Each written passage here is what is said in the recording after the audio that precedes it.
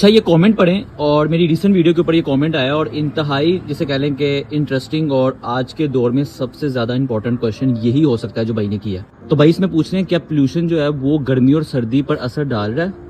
کیا واقعی اس سے گرمی سردی جو کہ آج کل کلائمیٹ چینج بہت زیادہ ہم فیس کر رہے ہیں، تو کیا اس کے پیچھے یہی ریزن ہے؟ تو اس ویڈیو کو پورا دیکھنا ہے، آج ہم اس کو ایزی وے میں سمجھتے ہیں. ویسے دیکھا جائے تو نارملی تو اس کو اتنا ڈسکس کیا نہیں جاتا، جو کہ یہ بہت زیادہ انپورٹنٹ ڈسکشن ہے اور ہمیں اس طرف لگا دیا جاتا ہے لائک سورج سے آنے والے سولر ونڈ یا سورج کا میکسیمم فیز میں پہنچنا، تو یہ ایک وجہ بنتا ہے کہ جس کی وجہ سے ہمیں گرمی سردی جو ہے وہ بہت زیادہ فیل ہو رہی ہے. کچھ لوگ تو یہ سمجھتے ہیں کہ جو آج کل ہم کلائمیٹ چینج فیس کر رہے ہیں وہ نیچرل ہے، مطلب کہ اس کے پیچھے انسانوں کا کوئی ہاتھ نہیں ہے، اور حقیقت اس سے بالکل ڈیفرنٹ ہے.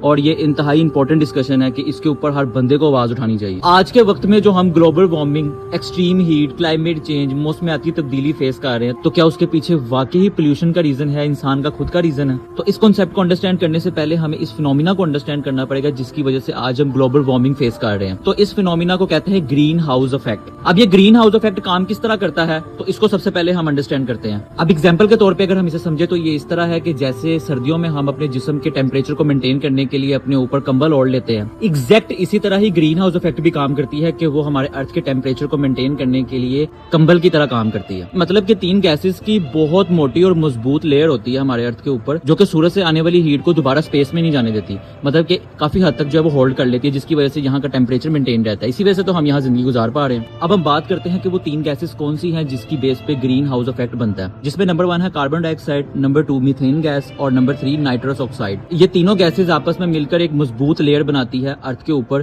جس کی وجہ سے ارتھ کا ٹیمپریچر مینٹین رہتا ہے. جنرلی تو ارتھ خود بھی یہ تینوں گیسز جو ہے وہ ریلیز کرتا ہے زمین سے، جو کہ جا کے اس لیئر کو مضبوط بناتی ہے. لیکن آج کل کیا ہو رہا ہے کہ انسان بہت زیادہ تعداد میں ان گیسز کو زمین سے ریلیز کر رہا ہے. اب جب یہ تینوں گیسز فضا میں جائیں گی اور انسان جب ایکسٹرا اماؤنٹ میں ان کو ریلیز کرے گا تو ڈیفینیٹلی وہ لیئر مضبوط ہوتی جائے گی، بڑی ہوتی جائے گی. یہ اسی طرح ہی ہے کہ جیسے سردیوں میں اگر آپ ایک کمبل کی جگہ پہ 2-3 کمبل اپنے اوپر اوڑھ لو تو کیا ہوگا کہ جسم کا ٹیمپریچر اتنا زیادہ ہائی ہو جائے گا کہ آپ کو بہت زیادہ گرمی لگنا شروع ہو جائے گی. اسی طرح گرین ہاؤس کی 3 گیسز والی جو لیئر ہے وہ جب زیادہ انکریز یا موٹی ہو جائے گی تو اس کی وجہ سے کیا ہوگا کہ ارتھ کا ٹیمپریچر زیادہ انکریز ہو جائے گا، مطلب ایکسٹریم ہیٹ، مطلب کہ سورج سے آنے والی ہیٹ کو زیادہ ہولڈ کرے گا، زیادہ آبزارو کرے گا، جس کی وجہ سے ایکسٹریم ہیٹ ہمیں فیل ہوگی، جو کہ آج کی ڈیٹ میں جسے ہم گلوبل وارمنگ یا کلائمیٹ چینج کا نام دیتے ہیں. اور یہ میں آپ کو اوپر مینشن کر رہا ہوں، یہ بالکل لیٹسٹ 2025 ریسرچ آرٹیکل ہے. اس میں